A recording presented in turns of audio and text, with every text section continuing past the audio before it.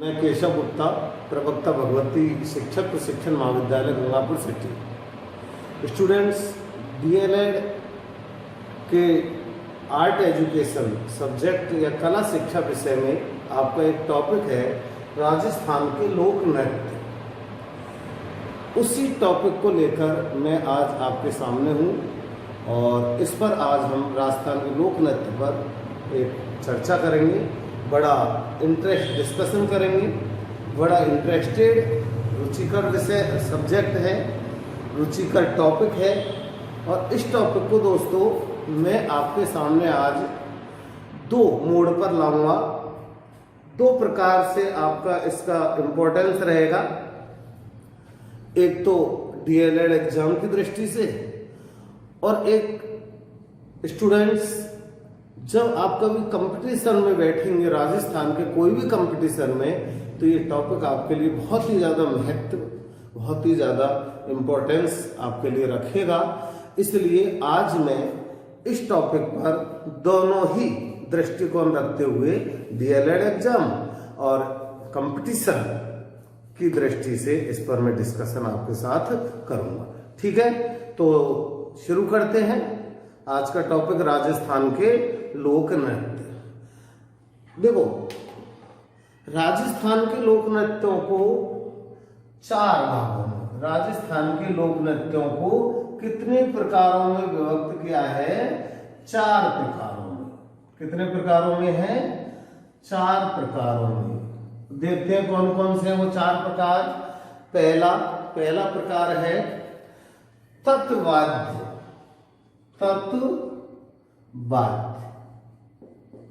तत्वाद्य, ठीक है।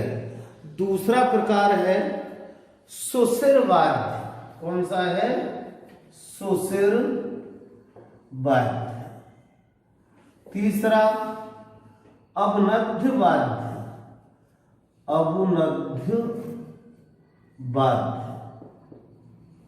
और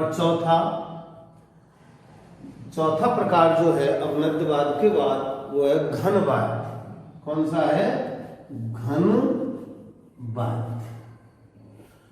ठीक है दोस्तों, कौन कौन से चार प्रकार हो गए? तत्वाद्य, सुशिरवाद्य, अवनद्यवाद्य एवं घनवाद्य, है ना। अब ये चारों प्रकार के वाद्य जो हैं इनको किस आधार पर वर्गीकृत किया है, अर्थात इनकी विशेषताएं क्या है वो देखते हैं, है ना। तो देखो, मैं एक ही विशेषता आपके सामने बता रहा हूं कि तत्वाद्य की विशेषता क्या है। देखते हैं। ये तत्वाद्य, तत् मीन्स होता है तार। क्या होता है? तत् मीन्स तार, है ना। तो जिन वाद्यों में तार लगे हुए होते हैं, है ना, तत्व ऐसे वाद्य जिनमें तार क्या लगे रहते हैं? तार लगे रहते हैं, है ना, उनको हम क्या कहते हैं दोस्तों? तत्वाद्य की श्रेणी में रखते हैं, है ना। उदाहरण हम देखते हैं अभी, है ना। बहुत उदाहरण है, क्योंकि राजस्थान में जितने लोकवाद्य हैं उनमें सबसे ज्यादा लोकवाद्य जो पाए जाते हैं वो तत्वाद्य पाए जाते हैं। तो बहुत उदाहरण मैं आपके सामने ट्रिक्स के साथ दूंगा। मैंने बताया ना, कंपटीशन के दृष्टिकोण से भी रखूंगा, तो कंपटीशन के दृष्टिकोण में ट्रिक्स बहुत काम आएंगे आपके। और डीएलएड एग्जाम के दृष्टिकोण से आपको इसको डिस्क्रिप्टिव लिख सकते हैं कि तत्वाद्य किसे कहते हैं। तत्वाद्य ऐसे वाद्य यंत्र है जिनमें तार लगे रहते हैं, अर्थात तारों के माध्यम से जिनमें धुन निकाली जाती है या जिनको बजाया जाता है उनको हम क्या कहते हैं? तत्वाद्य कहते हैं। ठीक है, समझ में आ गई इसकी पहचान आपको। अगला देखते हैं सुशिरवाद्य, है ना। अब सुशिरवाद्य क्या है? ऐसे वाद्य जिनको हम फूंक से बजाते हैं। किससे बजाते हैं? फूंक दे करके, हवा दे करके बजाते हैं। तो सुशिरवाद्य की पहचान क्या हो गई? फूंक, है ना। क्या हो जाएगी इसकी पहचान दोस्तों? फूंक से बजने वाले वाद्य, है ना। फूंक से बजने वाले वाद्य क्या कहलाते हैं? सुशिरवाद्य। ठीक है। और तीसरा क्या है? तीसरा है अवनद्यवाद्य। तीसरा क्या है? अवनद्यवाद्य। अवनद्यवाद्य किसे कहते हैं? अवनद्यवाद्य, चमड़ा। क्या है? चमड़ा। तो क्या लिख दूं यहां पर इसकी पहचान? चमड़ा, है ना, चर्म। अर्थात क्या हो गया, इसकी पहचान क्या हो गई कि ऐसे वाद्य जिस पर चमड़ा लगा रहता है जानवरों का, जिस किसी का भी चमड़ा या चर्म लगी रहती है और उस चमड़े की आवाज जिससे निकलती है ना, वो क्या होते हैं? अवनद्य वाद्य होते हैं। तो क्या होगी इसकी? ऐसे वाद्य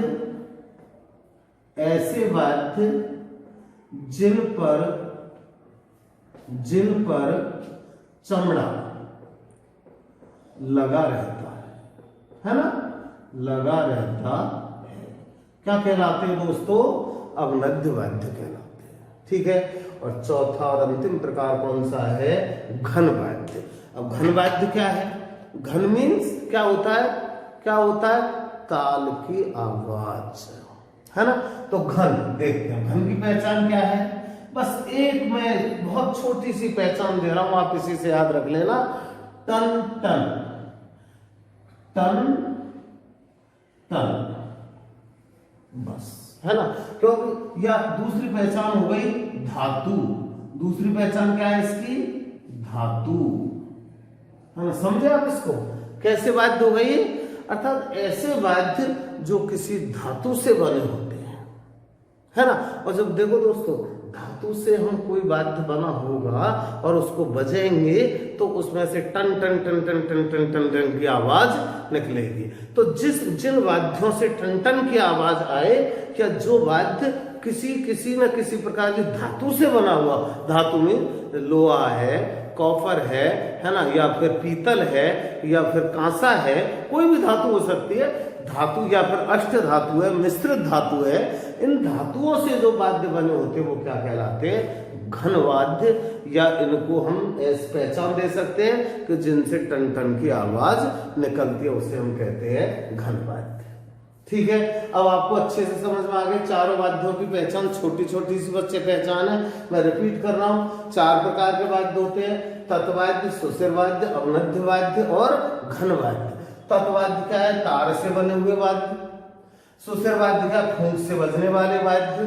अवनद्य वाद्य क्या? चमड़ा, चमड़े से मढ़े हुए, चमड़ा लगे हुए वाद्य। और घन वाद्य क्या है?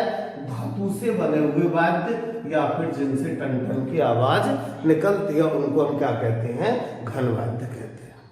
ये राजस्थान के लोक वाद्यों को 4 श्रेणियों में विभक्त किया गया है। अब हम चारों प्रकार के वाद्य यंत्रों के प्रकार पढ़ेंगे, है ना। ठीक है। तो समझ में आ गया ये? आगे देखते हैं हम, और इसी क्रम में मैं आगे बढ़ता हूं, है ना। और इसमें हम देखते हैं पहला प्रकार का वाद्य कौन सा बताया था मैंने?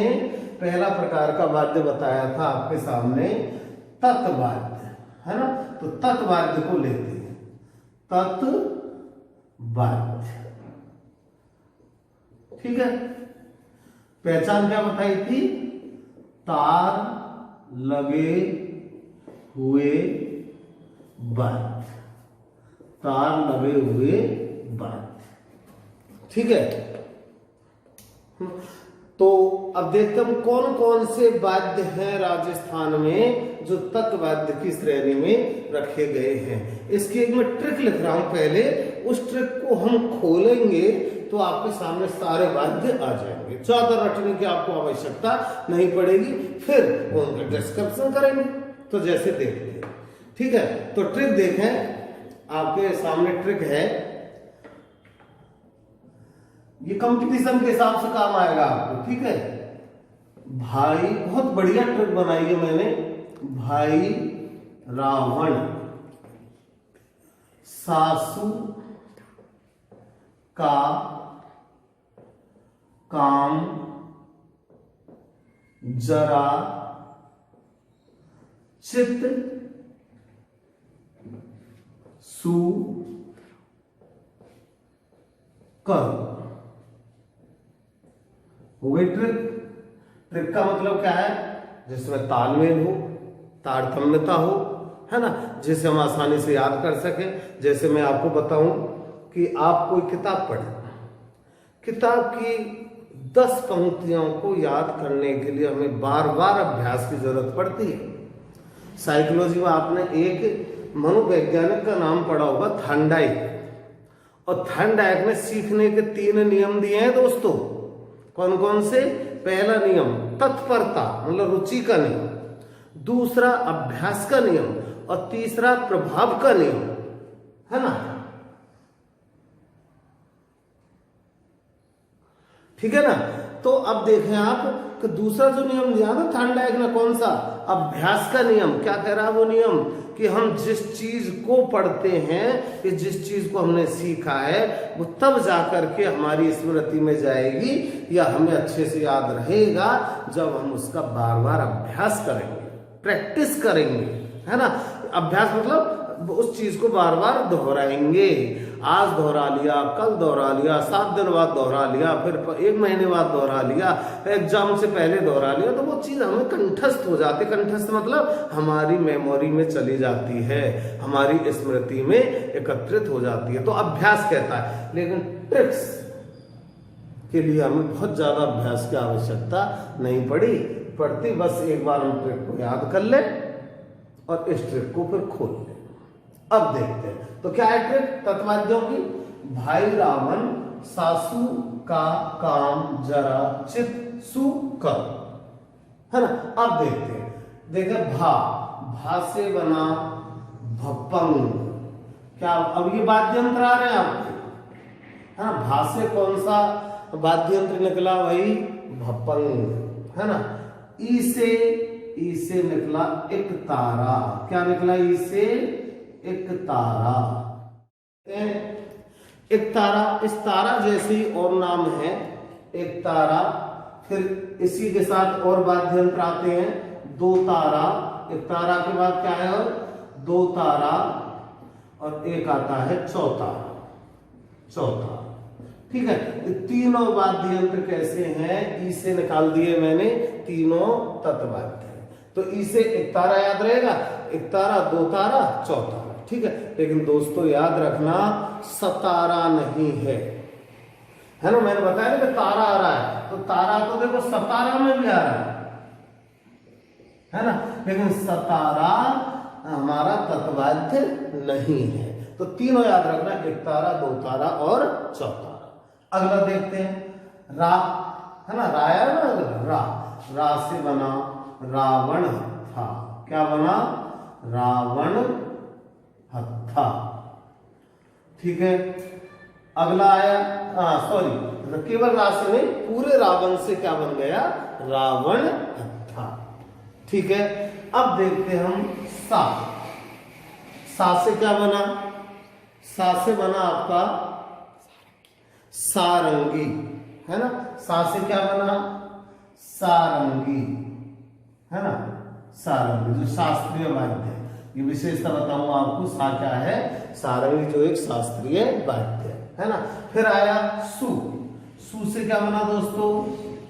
सुरलिया। सु से क्या बन गया? सुरलिया, है ना। सु से बना सुरलिया।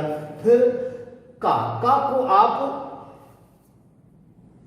लोप कर दे। मैंने गोला लगा दिया, गोला जिसमें लगा दिया, इसका मतलब उससे कोई हमारा वाद्य यंत्र नहीं निकल रहा है। ये केवल एक, ये मान ले कनेक्टिव वर्ड है ना, जोड़ने वाला, वाक्य को पूरा करने वाला शब्द है। तो का से हुआ। अगला देखा काम, इंपॉर्टेंट है, यह आता है क्वेश्चन। काम से बना कामायचा। क्या बना? काम से कामायचा, काम से कामायचा।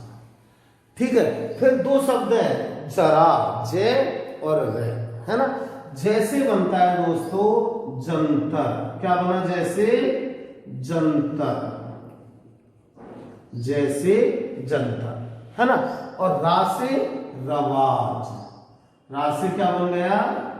रवाज, रा से रवाज, है ना। और ची से भी फिर इंपॉर्टेंट है। ची से बनता है चिकारा। क्या बनता है? ची से चिकारा, है ना। ची से चिकारा। और ते आया ना, ते से बना तंदूरा। ते से क्या बना? तंदूरा। तैसे तंदूरा, है ना, तैसे तंदूरा। अब क्या बचा देखो, सू, सू से बना दोस्तों, सू बचा ना ये, तो सू से आपका बन गया सूरज मंडल। सू से बना सूरज मंडल, सूरज मंडल। ठीक है, अब आप देख लें, सारे शब्दों से आपकी ट्रिक बिल्कुल डिस्क्रिप्टिव हो गई, है ना, सारे शब्द खुल गए, सारे वाद्य यंत्र आपके सामने आ गए। अब बचा में करो, तो करो को लोप कर दो, ये गोला लगा दो। ये आपके राजस्थान के कुल मिलाकर के तत्वाद्य यंत्र हैं। कौन कौन से हैं? भा से भपंग, ई से एकतारा, रा से रावणहत्था, सा से सारंगी, सू से सुरलिया, फिर आया अगला काम से कामायचा, जैसे जंतर, रा से रवाज, ची से चिकारा और तै से तंदूरा, है ना, फिर सू से सूरज मंडल। ये आपको मैंने एरो लगा दिए, गौर से आप पढ़ लेना, इनको अच्छे से देख लेना, इनमें से आपके ज्यादातर क्वेश्चन आते हैं, है ना, और इसी को हम डिस्क्राइब कर देंगे। ठीक है दोस्तों, अब आगे कुछ नोट, है ना। मैं आज के वीडियो में केवल आप तत्वाद्य के बारे में ज्यादा से ज्यादा डिस्कशन करेंगे, ताकि आपका जो बड़ा क्वेश्चन आता है निबंधात्मक वो पूरा हो जाए, है ना। तो अब मैं कुछ नोट मीन्स कुछ विशेष तथ्य इन वाद्य यंत्रों के बारे में आपको बताने जा रहा हूं। जैसे पहला नोट क्या है, नंबर 1 एकतारा, है ना, इनको हटा दूं मैं सबको। तो पहला नोट देखते हैं हम, क्या है, एकतारा। तो आपसे अगर पूछ लें, या आप लिख भी सकते हो विशेष तथ्यों में, है ना, एकतारा का संबंध, मीराबाई को जानते हो ना, मीराबाई कौन थी, है ना, कृष्ण भक्ति, मीराबाई से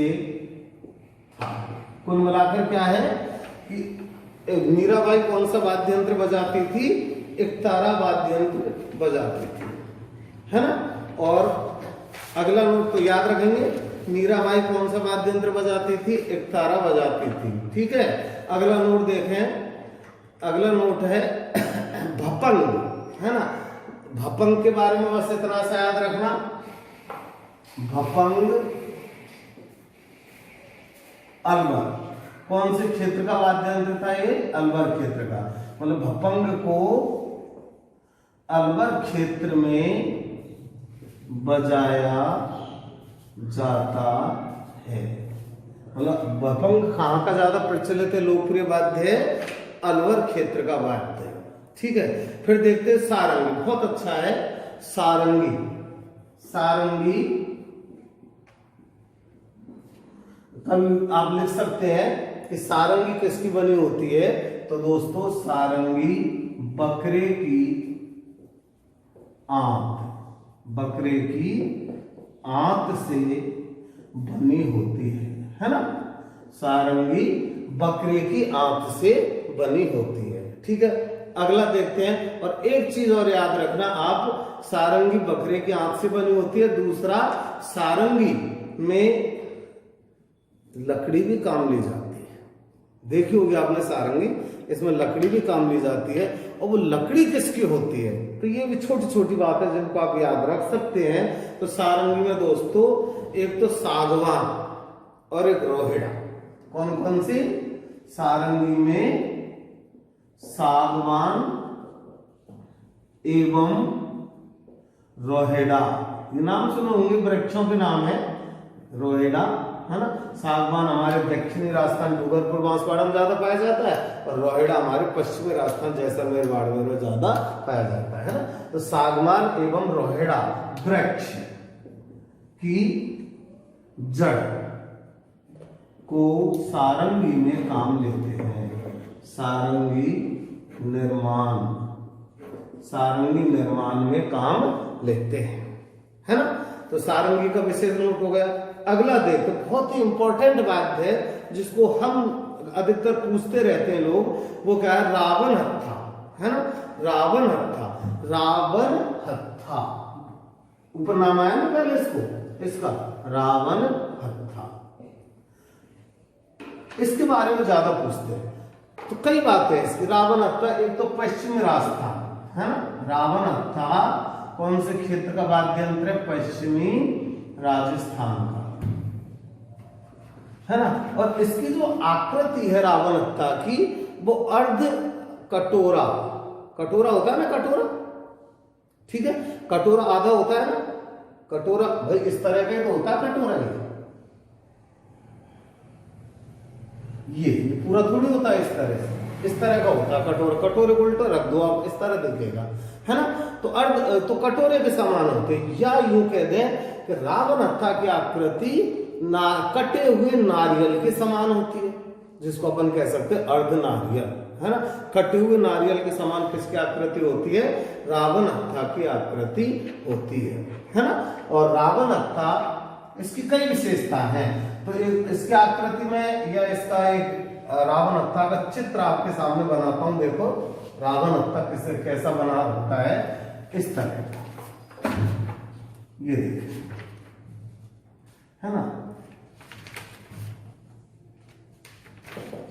ठीक है, ऐसी कुछ आकृति रावण, ये हो गया ना अर्ध कटोरा, ये, है ना?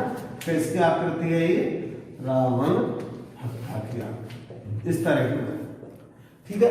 तो रावण हत्था को आप विशेष याद रखना, ठीक है दोस्तों? ये कुछ आपके नोट्स हैं, है ना? और इसी में फिर आगे कुछ और नोट बता रहा हूं जो इंपॉर्टेंट है, जैसे सारंगी के बारे में बहुत बात की मैंने आपसे, सारंगी पर और भी आप याद रखें कि सारंगी एक शास्त्रीय वाद्य यंत्र है, क्लासिकल इंस्ट्रूमेंट है। सारंगी क्या है? एक शास्त्रीय, सारंगी एक शास्त्रीय वाद्य यंत्र है ना? क्लासिकल इंस्ट्रूमेंट है सारंगी, ठीक है दोस्तों? और दूसरा देखें कि सारंगी वादक पूछ ले, मान लो आप लिख सकते हैं कि सारंगी के प्रमुख वादक कौन है? तो सारंगी के प्रमुख वादक कौन है दोस्तों? सुल्तान खां, है ना? जैसे भपंग के वादक कौन है? ये सारी चीजें आप याद रख सकते हो। जहूर खां, है ना? जहूर खां। भपंग के वादक कौन है? जहूर खां। सारंगी के कौन है? सुल्तान खां। इस तरह से आप इनको याद कर सकते हो, ठीक है दोस्तों? और लास्ट में आपके सामने जो मैंने बता दिया कि ये जो अपने वाद्य यंत्र चल रहे हैं, ये कौन से चल रहे हैं? तत् वाद्य यंत्र, तार से बने हुए वाद्य यंत्र। तो कौन कौन से वाद्य यंत्र में कितने कितने तार लगे होते हैं, इस बात को भी आप देख लें, है ना? तो क्या लिख दूं हमें? विभिन्न वाद्यों में तारों की